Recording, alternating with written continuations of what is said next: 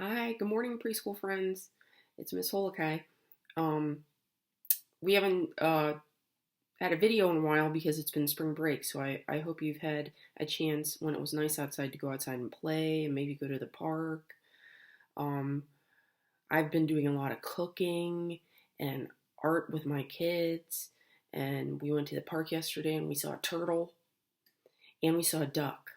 So that's why I decided for a read aloud this morning to choose a book about ducks. It's called Make Way for Ducklings. It's one of my favorite stories of all time. I hope you enjoy it. Okay? So let's do our story time song. Here we go. Open, shut them, open, shut them. Give a little clap, clap, clap. Open, shut them, open, shut them. Put them in your lap, lap, lap. Okay. Put on your listening ears and your looking eyes. Body's calm. Here we go. Make Way for Ducklings by Robert McCloskey. He's the author and the illustrator. Mr. and Mrs. Mallard were looking for a place to live, but every time Mr. Mallard saw what looked like a nice place, Mrs. Mallard said it was no good. There were sure to be foxes in the woods or turtles in the water, and she was not going to raise a family where there might be foxes or turtles. So they flew on. Now, why wouldn't they want to live someplace where there are foxes or turtles? Think about it. They need to protect their family, right? And they're going to make a nest and lay some eggs. And guess what foxes and turtles like to eat? They like to eat eggs. So that's why they can't go someplace where there are foxes or turtles. It needs to be safe. They want to protect their babies. When they got to Boston, they felt too tired to fly any further. There was a nice pond in the public garden with a little island on it. The very place to spend the night, quacked Mr. Mallard, so down they flapped. So there it is. There's a little island. Next morning, they fished for their breakfast in the mud at the bottom of the pond, but they didn't find much. Nothing down there. Just as they were getting ready to start on their way, a strange, enormous bird came by. It was pushing a boat full of people, and there was a man sitting on its back. Good morning, quacked Mr. Mallard, being polite. The big bird was too proud to answer, but the people on the boat threw peanuts into the water. So the Mallards followed them all around the pond and got another breakfast, better than the first. So there they are, eating the peanuts. Now, this is the bird they're talking about. Do you know what kind of bird that is? That is a swan. Now, is that a real swan? No, that's just for decoration on the boat. But the ducks think it's real. I like this place, said Mrs. Mallard as they climbed over on the bank and waddled along. Why don't we build a nest and raise our ducklings right in this pond? There are no foxes and no turtles, and the people feed us peanuts. What could be better? Good, said Mr. Mallard, delighted at last. Mrs. Mallard had found a place that suited her. But... Look out! Squawked Mrs. Mallard, all of a tither. You'll get run over! And when she got her breath, she added, This is no place for babies. With all those horrid things rushing about, we'll have to look elsewhere. Look. What was the horrid thing? Horrid means horrible. It was a fast bike, right? They almost got run over by that boy. So Mrs. Mallard wants to look somewhere else to live. So they flew over Beacon Hill and round the State House, but there was no place there. Why do you think that's not a good place? What do ducks need? They need to swim in it. They drink it. They find their food in it. Water. There's no water in that place, so that's no good. They looked in Lewisburg Square, but there was no water to swim in. Same thing. No water. Then they flew over the Charles River. This is better, quacked Mr. Mallard.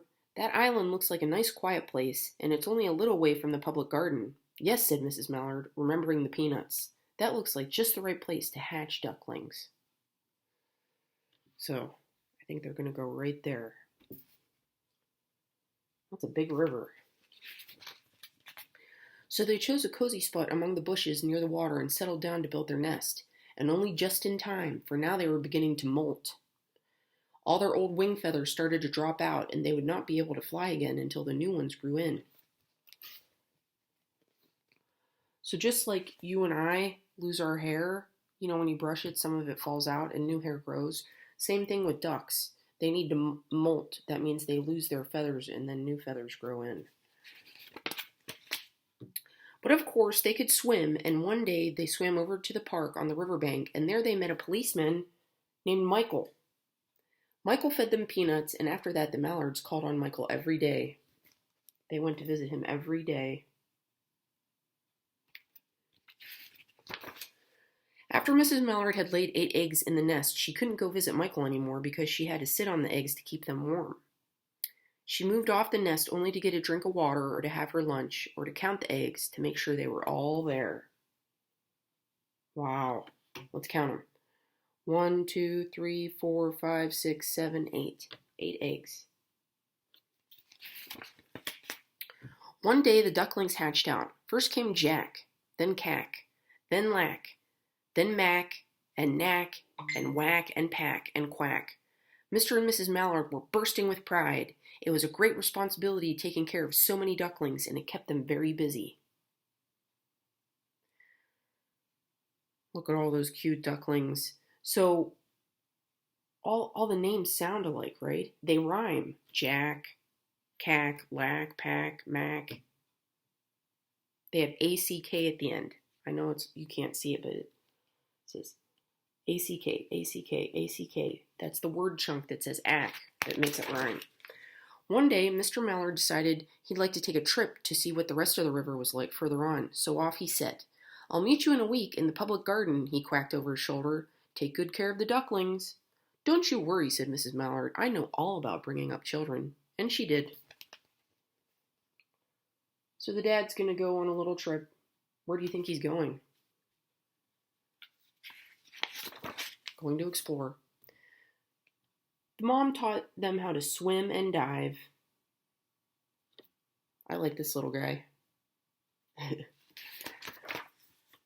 She taught them to walk in a line, to come when they were called, and to keep a safe distance from bikes and scooters and other things with wheels. Because what is she afraid of? That's right, she's afraid they're going to get run over by the bikes and scooters. So she's like, don't go by the bikes and scooters. So look, there they are on the line. Let's count them. 1, 2, 3, 4, 5, 6, 7, 8. This guy better catch up. He's falling behind. When at last she felt perfectly satisfied with them, she said one morning, "Come along, children, follow me." Before you can wink an eyelash, Jack, Cack, Lack, Mack, Knack, Whack, Pack, and Quack fell into line just as they had been taught. Mrs. Mallard led the way into the water, and they swam behind her to the opposite bank.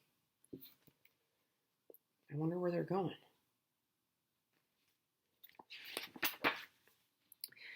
There they waded ashore and waddled along till they came to the highway. Uh-oh. It's a little dangerous.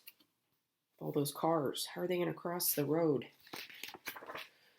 Mrs. Mallard stepped out to cross the road. Honk, honk, went the horse on the speeding cars. Quack, went Mrs. Mallard as she tumbled back again. Quack, quack, quack, quack, went Jack, Cack, Lack, Mack, Knack, Whack, Pack, and Quack, just as loud as their little quackers could quack. The cars kept speeding by and honking, and Mrs. Mallard and the ducklings kept right on quack, quack, quacking. See, it says honk, and then they're saying quack, quack. She's scared, right? I'd be scared. I hope they don't get run over. They made such a noise that Michael, remember the policeman, came running, waving his arms and blowing his whistle. He loves the ducks. He doesn't want them to get hurt either.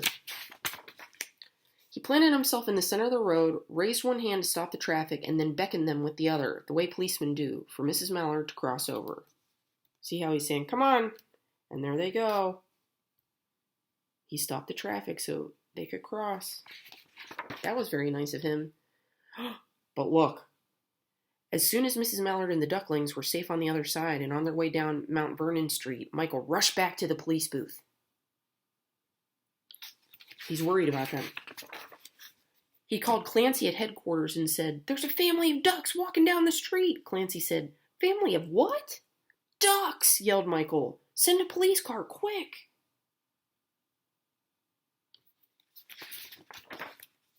Meanwhile, Mrs. Mallard had reached the corner bookshop and turned into Charles Street with Jack, Cack, Lack, Mac, Knack, Whack, and Pack all marching in line behind her. Let me say that again. Jack, Cack, Lack, Mac, Knack, Whack, Pack, and Quack. Oh, and look at the people coming out to look at them. Everyone stared. An old lady from Beacon Hill said, "Isn't it amazing?" And the man who swept the streets said, well now, ain't that nice?"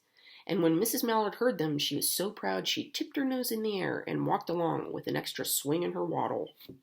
She's like, "Yep, these are my babies. They're the cutest ever."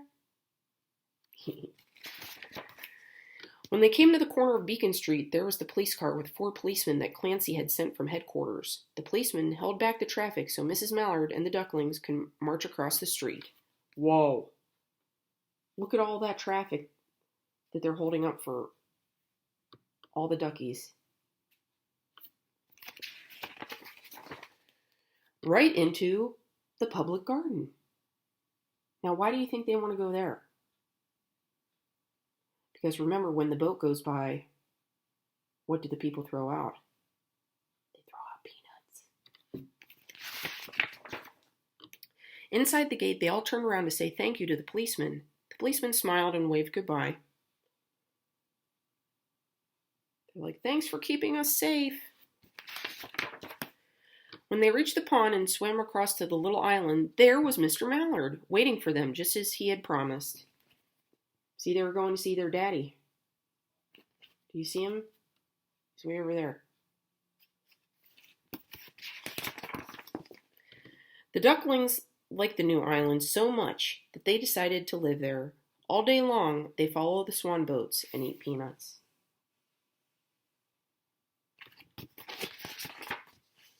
And when night falls, they swim to their little island and they go to sleep. There they are, going to sleep. The end. So I hope you enjoyed that book. It's one of my favorites. I'm going to send out more videos this week, okay? Make sure you pay attention and listen. All right. Bye.